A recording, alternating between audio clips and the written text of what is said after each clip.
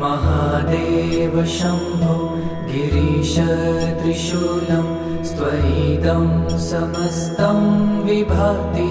तयस्मात् शिवदान्यथा दैवतं नाभिजाने शिवोऽहं शिवोऽहं शिवोऽहं शिवोऽहम्